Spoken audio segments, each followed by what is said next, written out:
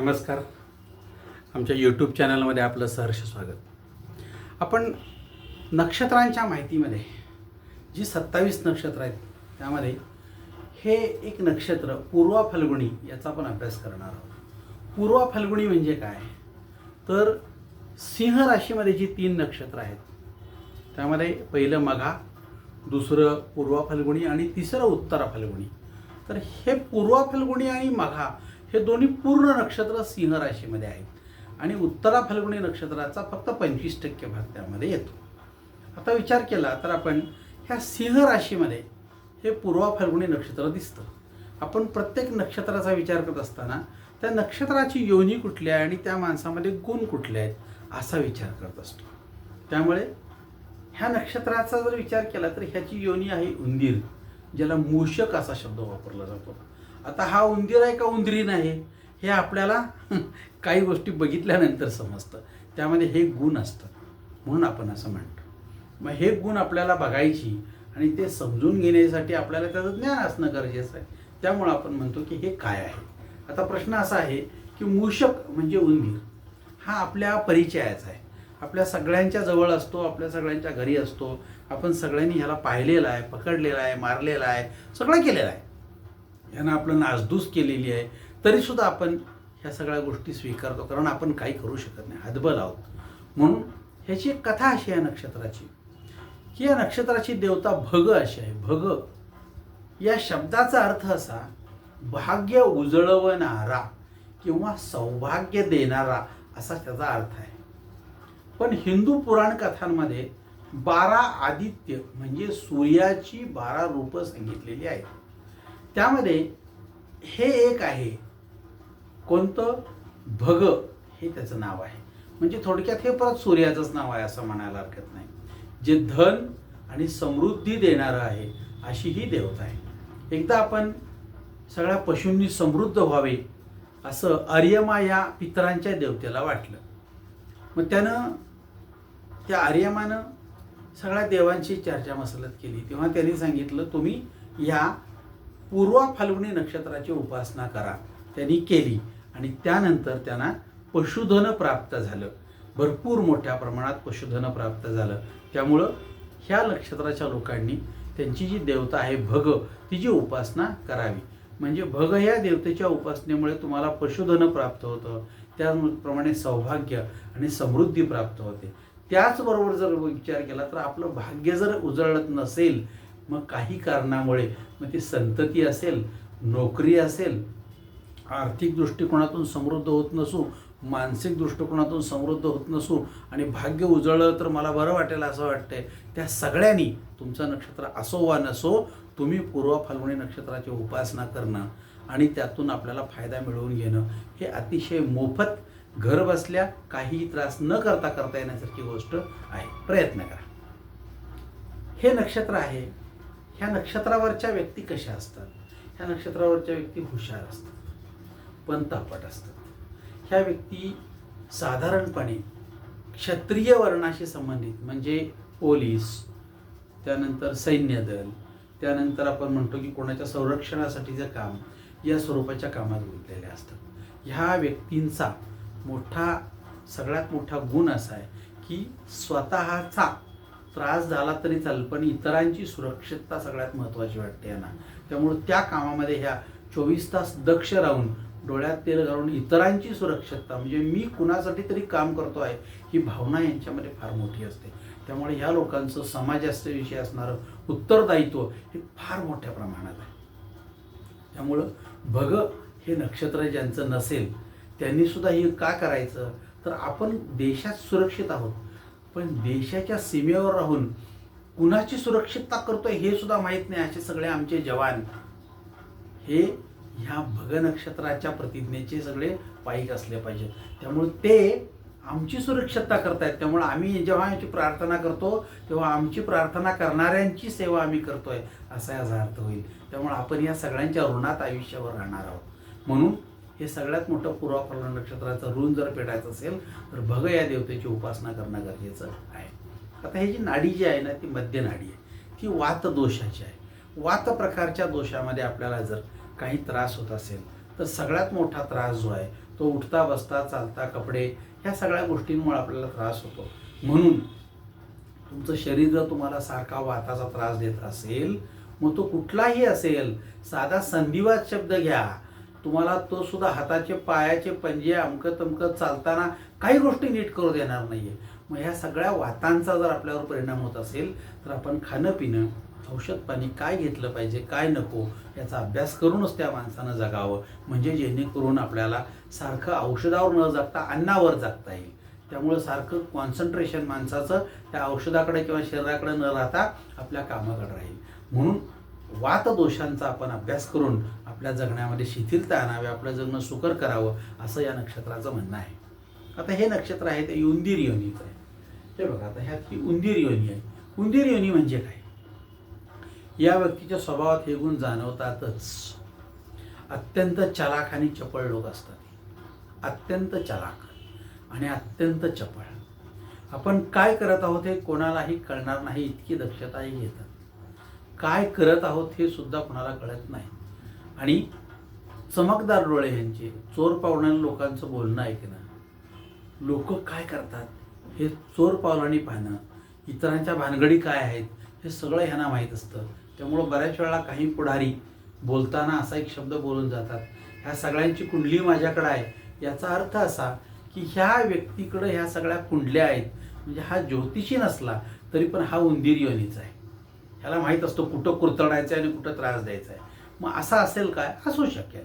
सगळ्यांचं सगळं मला माहिती अशी म्हणणारी व्यक्ती यात येते. मग इतरांच्या सगळ्या भानगडी माहीत आहेत मला असं म्हणणारी माणसं या स्वरूपाची असतात. कोणाच तरी सांगण्यावरून इतरांचे झालेले नुकसान बघायला ह्यांना आनंद वाटतो. त्या अमक्या अमक्याचं ते अमकं हे झालं, वाईट झालं, होय बरं झालं एकदा, असलाच आहे तो, अशा म्हणण्याची प्रवृत्ती या लोकांच्यामध्ये असते. ह्या लोकांचं कसं आहे, सार्वजनिक बस, सार्वजनिक असणारे रोड, सार्वजनिक असणारी मालमत्ता ह्यांचं नुकसान करण्याची प्रवृत्ती यांच्यामध्ये असते. चांगला बोर्ड लावलेला आहे इकडे सोलापूर, त्याच्यावर जाऊन आपली जाहिरात चिटकवायची, मेसचे डबे मिळतील. अरे गरज आहे का? लोकांनी कसं बघावं, तुला काय करायचं आहे, ही प्रवृत्ती ह्या लोकांची. म्हणजे तो बोर्ड लोकांसाठी आहे, तुला बोर्ड लावायला जागा दुसरीकडे मिळणार नाही का? पण बघा, ह्या सगळ्यात चांगल्या बोर्ड ह्या लोकांनी जाहिरात लावलेल्या असतात. कुणी काय बोलत नाही, काय नाही, ते तसंच राहतं आणि सगळे बोर्ड लावून सुद्धा त्याचे पैसे उपयोगाचे नसतात. मग सार्वजनिक बसचं, सार्वजनिक बोर्ड, रोडचे बोर्ड बघा, सार्वजनिक बसच्या काचा खिडक्या बघा त्या फोडणे, जाताना रोडच्या कडेची सार्वजनिक लाईट फोडणे, सार्वजनिक काय लोकांनी काय केलेलं आहे तर ते काढणे, लोकांच्या गाड्यांचे सीट कवर फाडणे. काही वर्षापूर्वी आपण बघतो एस टीत बसला तर खालचं जे त्याच्यामध्ये स्पंज आहे ते काढून नेणे. आता स्पंज काढून टाकलं त्यांनी, त्यामुळे स्पंज काढून नेले. ही चांगली लोक आहेत. चांगल्या चांगल्या हॉटेलमध्ये गेले तर तिथून आल्यानंतर आपल्याला दाखवतात, हे बघा माझ्याकडे चमचा आहे, अमक्या अमक्या हॉटेलमधलं. चोरून आणलास का रे? कसा मिळाला तुला? त्यांनी का जाताना तुला आनंद दिला? मग ही प्रवृत्ती आहे यांची. म्हणजे सार्वजनिक, आता गाडी कुठली तर उभी आहे, 2 मिनटं कोणाला तरी वाट बघत उभा आहे, तरी त्या आरशाला हात लाव, आरसा फिरव, ते किल्ली फिरव, क्लच दाब, काय निघतंय का बघ. अरे काय गरज आहे का? ही प्रवृत्ती म्हणजे कुरतडण्याची प्रवृत्ती आहे. चांगलं काय असेल तर त्यामध्ये वाईट कसं करता येईल ही प्रवृत्ती आहे. अगदी मित्राने वही जरी दिली तर त्यातली 2 मागची पानं फाडून घेणार का? प्रवृत्ती आहे ही आमची. त्यामुळं इतरांच्या उभ्या असल्या गाडीचा आरसा फिरवणे, लोकांनी छान दारात रांगोळी काढली आहे, पायानं ती जाताना पुसून जाणे, काय गरज आहे का? पण प्रवृत्ती आहे. उभ्या असलेल्या एखाद्या गाडीला 2 उगीच खरके पाडणे, काही नसलं जवळ तर नखानं, एखादी किल्ली असेल किल्लीनं पाडणे, त्याच्यावर स्वतःचं नाव लिहिणे. चांगल्या गडकोट किल्ल्यांवर आपण जातो, एवढे छान किल्ले, आमकं सगळं सगळं सार्वजनिक इथे ऐतिहासिक ठेवाय, त्यात आपलं नाव कोरणे. घरात बसलेल्या बेंचवर, वर्गात बसल्या बेंचवर आपलं किंवा एखाद्या मुलीचं नाव कोरणे, गरज आहे का? कोरायचं कर्कटक घेऊन, त्या मोठमोठ्या जागेवर आपली नावं लिहून ठेवणे, आपला मोबाईल नंबर लिहून ठेवणे. अरे गरज आहे का? ही सगळी जी आहे ना, हा सगळ्या खोड्या तो करताना आढळल्यास तो उंदीर योनीचा आहे असं समजावं. इतकं करूनही कुठं काय केलंय, मग हे तुझ्या बापाचं आहे काय, ही भाषा असते. म्हणजे नम्रता या प्रकारात नाही. मग असं जर आपण बघितलं तर हे प्रक्षुब्ध का होतात, तर ह्यांच्यात रक्तात अशा गोष्टी उंदराच्या येतात, त्यामुळे हे प्रक्षुब्ध होतात. हे प्रक्षुब्ध होणारे लोक घरातून बाहेर पडताना बाहेरचं सगळं नुकसान करायचे, घरातलं पण करतात का? करत असले पाहिजेत. कबशा फोडा, टी व्ही फोडा, घरातल्या लाईट ट्यूब फोडा, आईवडिलांचे चष्मे फोडा, घरात आजी आजोबांचे फोटो आहेत त्यांच्या काचा फोडा. बघा ना तुम्ही फोडून बघताय का तुम्हाला? मग न्याय तुम्ही काय करता? सगळ्यांना बाहेरच्यांना देत नाही तर घरात तरी देता का? असेल वा प्रवृत्ती ही. त्यामुळे घरातलेच लोक जर असे वागायला लागले तर ते समजायचं उंदीर योनीचे लोक आहेत. त्यानंतर आपलं लक्षात येईल की हा मनुष्यगण म्हणजे काय? तर या गणात असणारी मंडळी फार चमत्कारिक आहे. म्हणजे काय? मनुष्यगण हा जो आहे तो देवगण आणि राक्षसगण यांचं संयुक्त मिश्रण आहे. त्यामुळे खोबरं तिकडं चांगलं, ह्यात काही गुण मनुष्याचे, काही गुण राक्षसाचे. आपण ज्याला म्हणतो का नाही निम्म निम्म असा प्रकार आहे हा. जिकडंच फायदा तिकडची बाजू आपली, अशी विचारसरणी यांची असेल. त्यामुळं हे लोक कधी देवगणासारखे जगतील, कधी राक्षसगणासारखे जगतील, ह्यांचा नेमका अंदाज येणार नाही. नेमका अंदाजच येत नाही यांचा. आत्ता ह्या बाजूनं बोलतील, 15 मिनिटांनी त्या बाजूनं बोलतील. असं काय झालं मला कळत नाही. हे गुण तुम्हाला पुढाऱ्यामध्ये दिसतील. आत्ता ह्या पक्षाला शिव्या देतील, 2 दिवसांनी त्या पक्षात जातील आणि ज्याला शिव्या दिल्या तो माणूस किती चांगला आहे या गोष्टी सिद्ध करतील. म्हणजे भौचक माणसं म्हणायची, ह्यांना किती तोंड आहेत हे शेवटपर्यंत कळत नाही. म्हणून असं म्हणलं जातं की रावण हा बरा होता, कारण तो एका वेळी 10 तोंड दाखवायचा. ज्या लोकांची एकच तोंड दिसत नाही पण अनेक तोंड घेऊन फिरतात, अनेक विचार घेऊन फिरतात, ती सगळी या प्रकारात येतात. त्यामुळं आता बघायचं आपल्याला की या लोकांची नेमकी विचारसरणी आपल्याला पटण्यासारखी नसते. त्यांचा आराध्य वृक्ष जर बघितला तर तो पळसाचं झाड अतिशय पवित्र मानलं जातं. म्हणून पळसाच्या झाडाच्या काड्या, ज्याला समिधा असं म्हणतात, त्या होमामध्ये वापरल्या जातात. पळसाची पानं ह्याच्या सर्वात चांगल्या, सर्वात पवित्र, सर्वात उत्तम पत्रावळी पळसाच्या पानाच्या. आता आपल्याकडे ते प्लॅस्टिक आल्यामुळं कळत नाही, पण ज्या भागात पळस येतो त्या पळसाच्या पानावरची पत्रिका केलेली आपली पत्रावळ ही सर्वात चांगली. त्यानंतर मग कनिष्ठ, त्याच्यापेक्षा कनिष्ठ असं घेतलं तर 1 नंबरला पळस. पण पळसासारखं दुसरं झाड नाही. त्यामुळे त्याची काडीसुद्धा वाया जात नाही. मुळापासून सगळ्या गोष्टी वापरल्या जातात. पळसाची झाडं कमी आहेत पण पळसाचा वापर प्रचंड मोठ्या प्रमाणात आहे. आता हे आराध्य वृक्ष वगैरे काय घेतलेलं आहे तर पळसाच्या सारख्या झाडाचा आपल्याला वापर कळावा, त्या झाडांची निगा राखली जावी, ते झाडं टिकवली जावीत, त्यामुळे कदाचित ते वृक्ष दिलेले आहेत. त्यामुळं आपण म्हणतो की नाही की सगळीच्या सगळी निसर्ग संपदा हे आपल्याला लाभदायक आहे. कुठलं झाड कधी उपयोगाला येईल सांगता येत नाही. आपला जन्मसुद्धा आपण जर बघितलं 84 योनीमध्ये, तर आत्ता मनुष्य जन्म असेल पण मागचा जन्म मला माहिती नाही कुठला आहे. कुठल्या पशुचा होता, कुठल्या प्राण्याचा होता, कुठल्या सर्पाचा होता का झाडाचा होता असू शकेल. झाडांचे सुद्धा जन्म आपल्याला घ्यावे लागतात. झाडंसुद्धा जिवंत असतात, त्यामुळं कदाचित ते दिलेलं असेल. आता ह्यांचं दान आहे ते म्हणजे अन्न. हे अन्नदान करा. अन्नदान करताना नेहमी मी विचार करतो की अन्नदान खूप लोक करतात, प्रचंड पैसा, पण अन्नदानात स्वच्छता नसते. ही स्वच्छता ठेवणं हे प्रामाणिकपणे विचार करा. ज्या लोकांना आपण सांगतो करायला ते लोक स्वच्छता ठेवत नाहीत. कसलेही हात कसेही कशामध्येही, आणि घाण पाणी सगळं नळाचं ते चांगलं नाही, ते विसळायला वापरलेलं पाणी चांगलं, ते भांडी कसली आणि त्याने आणलेल्या भाज्या काय बघतात का नाही चिरताना मला कळतच नाही. त्यामुळं जरासं थोडंसं प्रामाणिकपणे कृपा करून सांगतो, चुकत असेल तर माफ करा, परंतु त्या सगळ्या गोष्टी स्वच्छ चांगल्या असल्या पाहिजेत. त्यामुळे जरी तुम्ही अन्नदान म्हणत असला तर तसलं तुम्ही देवाला खायला घालणार, दान म्हणून देव नैवेद्य दाखवणार आणि मग तुम्ही अन्नदान म्हणून लोकांना घालणार. देवाला काय वाटत असेल, माणसाला काय वाटत असेल, विचार करा. त्यामुळे स्वच्छता हा, क्लिनलीनेस, स्वच्छता हा सगळ्यात मोठा देव आहे, तो असला पाहिजे. हे भाज्या बिज्या काय स्वच्छ करतात, कोथिंबीर कशी चिरतात, एकदा बघितल्यानंतर तुम्ही आत्महत्याच कराल. का? वेळ नाही का? नीट करायला पाहिजे, परंतु होत नाही. मला असं वाटतं की ह्या गोष्टींकडं अन्नदान करणाऱ्यांनी 10 वेळा विचार करायला हवा. जर केला नाही तर तुम्हाला त्याचं फळ 100% मिळणार नाही. याची देवता आहे भग. आपण बघितलं, भग ही देवता तुमचं भाग्य उजळणारी, तुम्हाला सौभाग्य देणारी, तुमच्या आयुष्यामध्ये समृद्धी देणारी अशी देवता आहे. त्यामुळे तिची उपासना सततपणे आपल्या डोक्यात असली पाहिजे, कारण आपला तो ध्यास आहे आयुष्याचा. त्यानंतर त्याचं मुख अधो आणि दृष्टी आहे सुलोचन. मुख अधो म्हणजे काय? ही अधोमुखी लोक आहेत, खाली पाहणारी, म्हणजे भूतकाळामध्ये सारखा विचार करायचा, सारखा भूतकाळातला विचार करायचा. मग सारखा भूतकाळातला विचार करतात म्हणजे काय? हे मागं असं झालं होतं, मागं तसं झालं होतं, आम्ही इतिहासाचा अभ्यास करतो, बरोबर आहे. वर्तमानाशी जुळवून कधी घेणार? वर्तमानाशी जुळवून कधी घेणार? आमचं एवढं मोठं शेत होतं, इतक्या भरपूर धान्य यायचं, ते अमक्या जागी ठेवायचो, आणि आत्ता अवस्था काय? आत्ता अवस्था 1 किलो धान्य आणून पाकडून निवडून खायची वेळ आहे तुमच्यावर. मग त्या मागच्या गोष्टींचा विचार फारसा करू नका. आमचं काय होतं आणि काय नाही अधोमुखी मागचं उगाळत बसू नका. आत्ता अजून चांगलं कसं करता येईल, आहे त्यामध्ये छान कसं जगता येईल, आहे त्या वर्तमानाला तोंड किती सक्षमपणे देतो, ह्या गोष्टींचा विचार आज व्हायला हवा.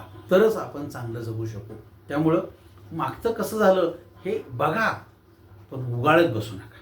आणि त्यातून चूक काय झाली, दोष काय झाला, तो काढा, चूक दुरुस्त कशी करता येईल याचा विचार करून जर जगलात तर अधोमुखी माणसं सुद्धा वर्तमानात अत्यंत चांगले जगू शकतील, हा त्यातला भाग असेल. त्यामुळे चविष्ट चर्चा करत बसायची त्यात काही अर्थ नाही. कित्येक तरी परिसंवाद होतात आणि परिसंवादामध्ये आजही मी असं का म्हणलं तुम्हाला, त्याचं कारण सांगतो. महाभारताला घडून कित्येक हजार वर्ष झाली, आजही परिसंवाद होतात. ह्या परिसंवादांचा आपण जर विषय बघितले तर लक्षात येतं, कर्ण मोठा की अर्जुन मोठा, कर्ण श्रेष्ठ का अर्जुन श्रेष्ठ का कृष्ण श्रेष्ठ. अरे आता ह्या सगळ्या भूतकाळातल्या सगळ्या शेळ्याकडेला उत आणून काय करणार. आता तुमची मुलं कृष्ण कशी होतील बघा, तुमची मुलं अर्जुन कशी होतील बघा, तुमचं जगणं किती सुंदर होईल बघा, तुमच्या घरातली गाणारी डोळं झाकून सगळं बघत बसली ती बघा. त्या गोष्टींचा विचार व्हायला हवा की त्या गोष्टी आम्हाला कळल्या पाहिजेत. म्हणून म्हणतो तुम्हाला की वर्तमानात जगायला शिकलो तरच आपण चांगलं जगू शकू. त्यामुळे अधोमुखीपणा आपला कमी झाला पाहिजे. यांची दृष्टी सुलोचन आहे. सुलोचन दृष्टी म्हणजे काय, डोळे चांगले असून आपण व्यवहारातले शहाणपण जे आहे ते आपण जास्त घेतो. आणि चिकित्सक आणि चोखंदळ स्वभाव असतो. आणि प्रत्येक गोष्टीला चिकित्सक म्हणजे काल मी चिकित्सक होतो आज पण घेतलं पाहिजे. काल मी चिकित्सक होतो आज सुद्धा मी चिकित्सक असलं पाहिजे.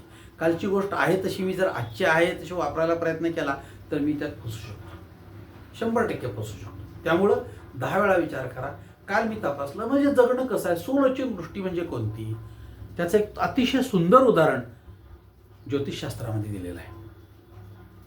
आयुष्यावर जो माणूस गवंडी काम करतो तो माणूस आयुष्यभर एक दोरी लावतो आणि एक वीट लावतो. ती बरोबर आहे का, तिला वळंबा लावतो, पुढची वीट लावतो, तिला वळंबा लावतो, पुढची वीट लावतो. प्रत्येक वीट मग तो आयुष्यभर इतक्या विटा लावतो. तो प्रत्येक ह्याला काय होतं आता मी भरपूर शहाणा झालो नाही, तो प्रत्येक वेळी वीट लावल्यानंतर ती दोरी बरोबर आहे का, वळंबा बरोबर आहे का हे तपासतो.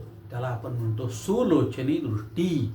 काल पाहिलं होतं ह्या दुकानातला गहू घेतला चांगला होता, आज बघायलाच पाहिजे. काल चांगला होता तो संपला पण असेल, नाहीतर आता टोके घरी घेऊन गेला तर शिव्या खाल. काल बघितलं होतं आज पण बघायलाच पाहिजे मला. म्हणजे काय, सुलोचनी दृष्टी. म्हणून गवंड्यासारखं जागा. प्रत्येक वीट लावताना, वळंबा लावताना दोरी लावा, वळंबा तपासून बघा. फार वेळ जात नाही पण तुमचं सगळं काम अतिशय चांगलं आणि छान होईल. त्यामुळे ही मंडळी चिकित्सक, चोखंदळ स्वभाव, त्यामुळे यांची फसवणूक होत नाही. हे आपल्यातच सतर्क आणि जागृत राहतात. त्यामुळे या लोकांना आनंद घेऊन छान जगता येतं. फसवणुकीचं पाप याच्या डोक्यावर पडत नाही. मग कुणी फाटक्या नोटा देते, कुणी खराब माल देते, कुणी किमतीत वजनात फसवणूक करते, कुणी व्यवहारात चुकीचं पटवून देते, कुणी वाटपामध्ये मुद्दाम डावी वाटणी त्यांच्या पदरात टाकतंय, कोणी एक दाखवते आणि दुसरीच वस्तू देते. अशी जी फसवणूक होते ती ह्या लोकांची फसवणूक कमी होते. हे लोक 10 वेळा विचार करतील. 14.5 किलोचं सिलेंडर आहे काय मला तपासून दे, बघितलं आणि ते 12 किलो भरलं तर. असंच होतं आपल्याकडे सगळं. कोणी तपासत नाही. त्यामुळे हे सर्रास फसवणूक करतात. सर्रास पांढऱ्या चांगल्या छान तांदळामध्ये, बासमती तांदळामध्ये किंवा इतर पांढरे चांगले तांदूळ जे शेतात पिकतात, त्या शेतात माती असते. एखादा काळा ढेकूळ किंवा माती येऊ शकेल. पांढरे खडे कुठने आले हो, कुठनं आले पांढरे? शेतात तर एकही पांढरा खडा नसतो. कुठं आले कुठनं? तर हे खास विकत आणून मिसळून लोकांची फसवणूक करणारा वर्ग जो आहे तो अतिशय नीच आणि नालायक स्वरूपाचा व्यापारी आहे.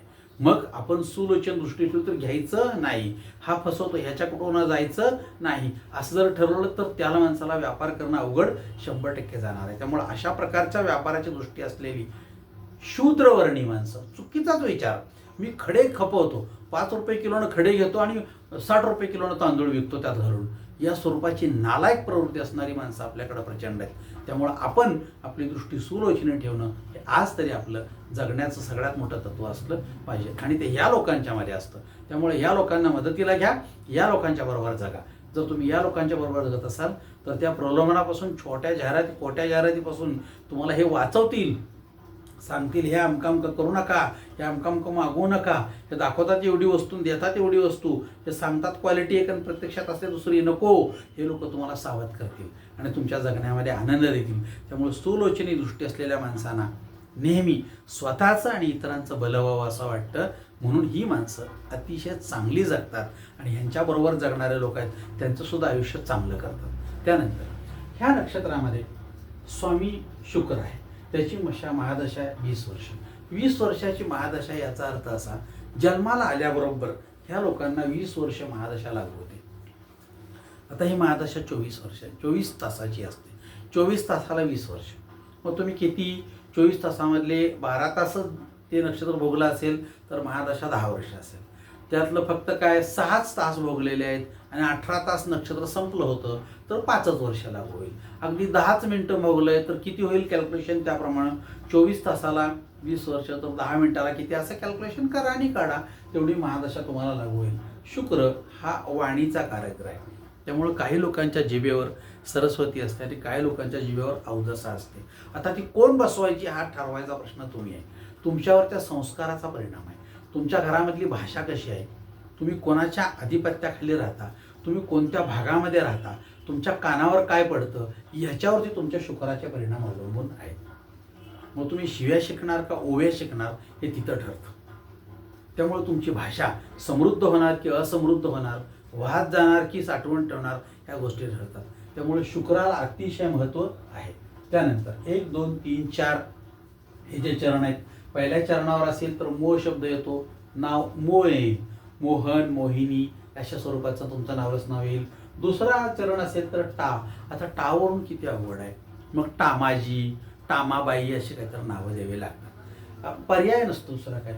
तिसरा असेल तर टी, टीना वगैरे नाव येईल. मुलाचं काय द्यायचं, टिल्ल्या कसलं नाव द्यायचं, टीम देव असलं काहीतरी शोधून काढून द्यावं लागतं. त्या ज्योतिषाचे एवढे हाल होतात आणि लोक म्हणतात कसलं नाव दिलं, तू सांग बरं एखादं मग, म्हणजे त्याच्याकडे काही नसतं. त्यामुळं टू, आता ह्या टू वरून तर फार अवघड आहे.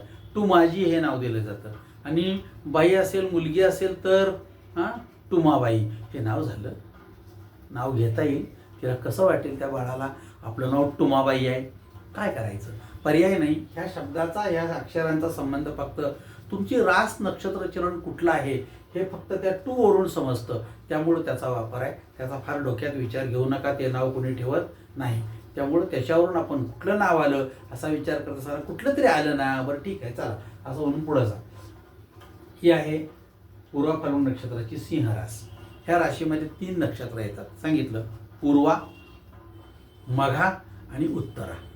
पूर्वा आणि मघा हे 2 नक्षत्र आहेत, हे जे चारी चरण त्यामध्ये आहेत आणि 4 चरण मघा नक्षत्राचे, 4 चरण पूर्वा नक्षत्राचे आणि उत्तरा नक्षत्राचा पहिला चरण, असे 9 चरण मिळून ही सिंह रास झालेली आहे. त्यामुळे सिंह राशीचा स्वभाव कुठला असं विचारलं तर अवघड आहे, कारण 9 चरण आहेत. 9 चरणाचे स्वामी वेगवेगळे आहेत. तिन्ही राशींचे नक्षत्र, तिन्ही नक्षत्र जे आहेत त्या तिन्ही नक्षत्रांचे आपण जर बघितलं, नाडी वेगळी, योनी वेगळी, गण वेगळा, आराध्य वृक्ष वेगळे, दान वेगळी, देवता वेगळी, मुख वेगळं, दृष्टी वेगळी. मग तुम्ही ह्या सगळ्यांच्यामध्ये सिंह राशीचा माणूस असा असतो असं जर सांगायला काय प्रयत्न केला तर तुमचं उत्तर चुकेल. कॉमन असा गोषवारा देता येत नाही. म्हणजे हे कसा प्रकार झाला, शिरा उपीट आणि पोहे एकत्र मिसळले आणि कशी चव लागते तर सांगणाराला अवघड आणि ऐकणाराला त्याच्यापेक्षा अवघड, तशी परिस्थिती आहे. म्हणून त्याचा विचार फारसा तसा करू नका, कारण त्यापेक्षाही लग्न परत वेगळं असतं आपलं आणि त्यानंतर त्याचे परिणाम आपल्यावर होत असतात. त्यामुळे आपण त्या मार्गाने जायचं नाही आणि गेलो तर चुकीचा काय विचार करून डोक्यात घुसवायचं नाही. या नक्षत्राची माणसं अशीच असतात. सांगण्याचं आयोजन काय, सांगण्याचं आयोजन काय, फार मोठ्या घरांमधून हा प्रश्न आलेला आहे. आता एखाद्या बाईची मुलगी सिंह राशीची आहे तर तिला कोणतरी सांगतंय कुंभ राशीचा करू नको बाया, त्या मिथुन राशीचा करू नको बाया, लय अमका तमका असतं या. मग ती आई त्या राशीचा मुलगा आला किंवा त्या राशीचा मुलगा आहे म्हणून सांगितलं तरी ती पत्रिका न बघता परत देऊन टाकते. म्हणजे हा सगळा काय आहे, अज्ञानपणा आहे. त्यामुळे असा अज्ञानपणा करून आपण आपल्या मुलांची लग्न पुढे नेतो आहोत. आपण चांगलं स्थळ नाकारत आहोत, आपल्याला कळत नाही. तर आपल्या अज्ञानामुळे आपण ह्या गोष्टी ज्या आहेत ना त्या तोट्यात जाऊ नये म्हणून केवळ ह्या सांगण्याचं आयोजन आहे. त्यानंतर सूर्य हा याचा स्वामी आहे. रवी हा याचा स्वामी आहे, एकाच राशीचा रवी स्वामी आहे. 12 राशीमध्ये फक्त सिंह राशीचा स्वामी सूर्य आहे, जो तुमच्यावरती 12 तास उपकार करतोय आणि तुमचं खाणं पिणं जगणं सगळं सुंदर करतोय. त्यामुळं ह्या राशीचे लोक फार नशीबवान, कारण त्यांना ह्या राशीचे राशी स्वामी म्हणून उपासना करता येते, राशी स्वामी म्हणून उपासना करता येते.